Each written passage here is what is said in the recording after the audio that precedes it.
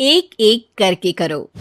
अंजलि की शादी कर ससुराल पहुंचने के साथ ही उसकी सास के हुक्म शुरू हो जाते हैं।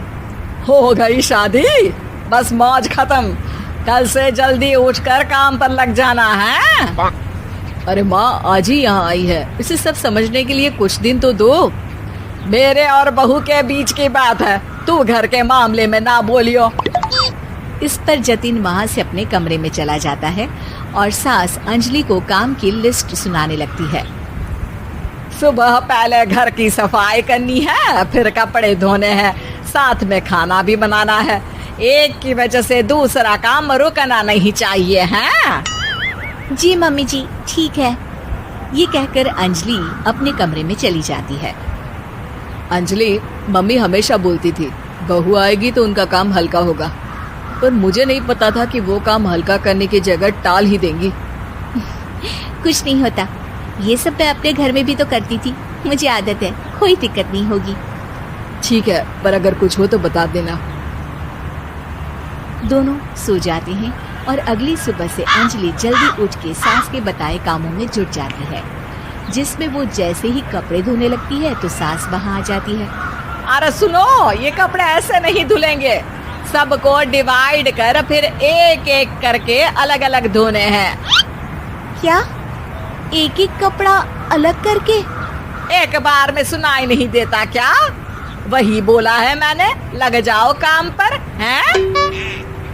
सास की बात मानते हुए अंजलि एक एक करके कपड़े धोना शुरू करती है, जिसे करते हुए आधा दिन बीत जाता है। अरे रे, सुबह से कब दोपहर हो गई पता ही नहीं चला, अभी तो खाना भी बनाना है।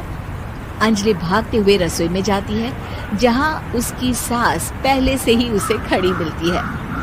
खाना बना लेना, देखो पहले पकोड़े तल दो और एक एक पकोड़े अलग अलग तलना, नहीं तो कोई कच्चा कोई पक्का रह जाता है। सास की हर बात में एक एक की कहानी अंजलि के समझ में नहीं आती, लेकिन फिर भी वो बिना कुछ बोले काम करती रहती है। अगली सुबह फिर वही शुरू होता है और सास एक बार फिर खाने के समय रसोई में आती है। आज क्या बन रहा है हैं? वो जतिन ने भिंडी की सब्जी, रोटी और धनिया की चटनी बोली है, इसलिए वही बना रही हूँ। अरे वाह जी वाह, बढ़िया है। पर भिंडी एक एक करके धोना, फिर टोवेल से पोंछकर एक एक करके ही काटना, साथ ही धनिया की पत्ती भी एक एक करके ही धोना। अरे पर मम्मी जी।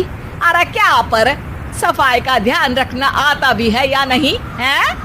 मैं ये सब सबकी हेल्थ के लिए ही तो कर रही हूँ ना, और तुम अर पर करती रहती हो हैं? सास की बातें सुन अंजलि हैरान रह जाती है। मैं तो सिर्फ सोचती थी कि जानबूझकर मेरा काम बढ़ाने के लिए ये सब करती हैं, पर ये तो काम बढ़ाने के साथ परेशान भी करना चाहती हैं। मैंने इनकी कौन सी बहस खोल दी जो इतनी दुश्मनी निकाल रही हैं? अब क्या करूं? अब अंजलि सास की बातों और हरकतों के बीच फंस जाती है। काम के लिए मना भी नहीं कर सकती, नहीं तो जाने कौन सा ड्रामा खड़ा कर दे। पर अंजलि, तुझे कुछ तो करना पड़ेगा। इतनी देर में जतिन भी वहां आ जाता है। अरे कौन ड्रामा खड़ा कर रहा है और क्या करना पड़ेगा? जतिन की बात सुन अंजलि सोच में पड़ जाती है। इन्हें सच बताऊं या नहीं? पर अगर ये गुस्सा हो गए तो? वैसे भी अपनी माँ से बहुत प्यार करते हैं, फिर उनके खिलाफ कुछ सुन कैसे लेंगे? अंजलि ये सब सोच ही रही होती है कि जतिन फिर बोलता है। अरे क्या हुआ, कहाँ खो गई? अरे नहीं कुछ नहीं, वो मैं टीवी सीरियल के बारे में सोच रही थी। यहाँ और कौन ड्रामा करेगा? अरे तुम भी ना, चलो मैं चलता हूँ। इसके बाद कुछ दिनों तक अंजलि सास को सबक सिखाने के लिए अलग अलग प्लान सोचती रहती है, पर उसे सास के एक एक करके काम करवाने की आदत बंद करने का कोई तोड़ नहीं मिलता।